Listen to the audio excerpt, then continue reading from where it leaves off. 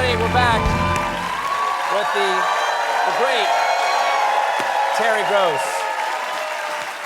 I was so sorry to hear last April about the death of your husband. Thank you. Francis Davis. And about 2 weeks later, you remembered him with a tribute on Fresh Air. Why did you choose to share that with the audience?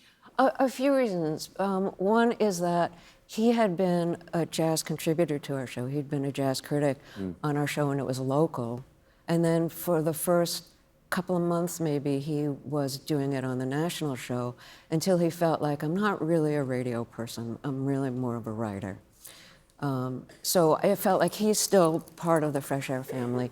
But I also felt while I was like in that really early stage of grieving, that before coming back, I had to explain what I had just been through, and also I wanted to share a piece of him. So I did it. I didn't say like, we had such a great love, let me share some of our memories together. It was like, this is what he did. He was a music critic, mostly jazz. So I'm gonna play some of the music that he loved and then read some of his writing that reveals something about the music that he loved.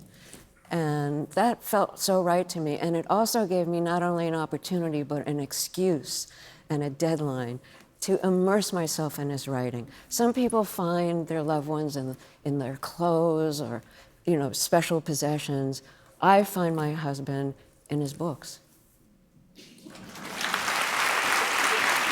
In the 10 months since your husband passed, have there been any old interviews that have come back to you that you have turned to that have special meaning for you now? Yes. I interviewed Maurice Sendak close to the same time I think that you interviewed him. I think you went to his home. Yeah. He was no longer mobile. He was no longer to get out of the house. So he had come out with his first children's book in years. Mm-hmm. And I thought, and I'd been interviewing him since probably the late 1970s. And I thought, this is a good opportunity to call Maurice and basically just give him a shout and say, congratulations on the new book. But he ended up knowing that he was close to death and really wanting to talk about it. So he just started talking about how he'd lost his brother, he lost his two best friends, but life was beautiful. He still had Bach to listen to, he still had the trees to look at out the window, and he'll be crying to the grave, because he wanted to live longer. And it was just so beautiful, and he ended the interview by saying, live your life, live your life, live your life.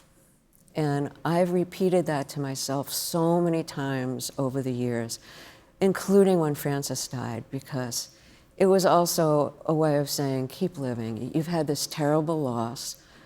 You're still alive, so live it. Feel what you're feeling and make the most of what you have. And that was a great tape loop to have, as opposed to, oh no! Yeah.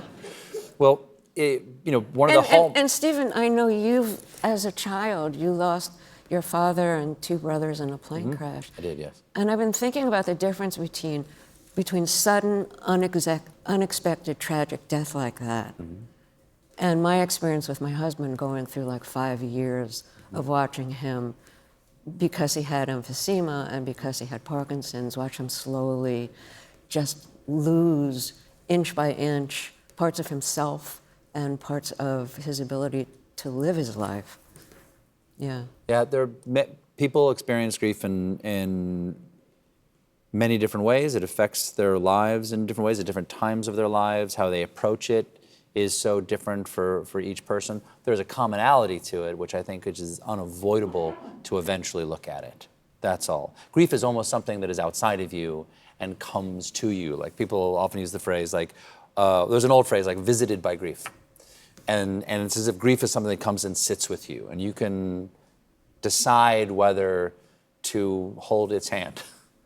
I literally felt like I had a visitation after he died. I don't know if you've had dreams like this, but I dreamt that he came back and we were walking into the bedroom together because it was bedtime. And I said to him, because I thought it was real, I didn't realize I was dreaming. And I said to him, well, how am I talking to you? You're not here. And then he just vanished.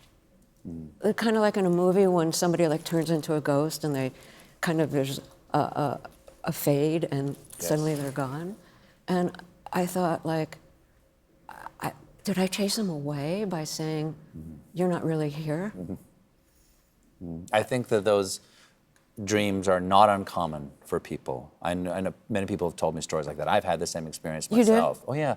Oh, yeah. When my mother died, I remember having a very vivid dream. We were at Union Station in D.C., which is where I was born, where she had me. Not in Union Station in D.C. And I walked there, and she said, all my brothers and sisters, and there's my mother in her big winter jacket. And she turned around. There she was, the mother I remember my whole life. And I said, Mom, you're alive. I must be dreaming. And she said, oh, good. It's the only way you'll stay awake. And that was it. Wow. How did you interpret that? The messages that we get internally from our loved ones are ways for us to be aware of the world and how we feel about it. Or that our dreams tell us things about ourselves that we cannot, in waking life, admit to ourselves. Right. We can feel things in our dreams. We can know things about ourselves that we can't know in waking life. And I don't mean prophetically or that there's some astral plane from what these messages come. We talk to ourselves in our dreams, and we wake up to certain feelings in our dreams. That's what I think it meant. Do you think she was also telling you to live your life, to stay awake? I think that's a completely valid interpretation, 100%. As a matter of fact, I'm grateful for that interpretation. Thank you. Oh, thank you. Yeah. Terry, Oh, thank you so much. I'm so sorry that you're traveling concert. I love it so much. You can talk on the phone. New episodes of Fresh Air are on NPR every weekday. Terry Gross, everybody. We'll be right back.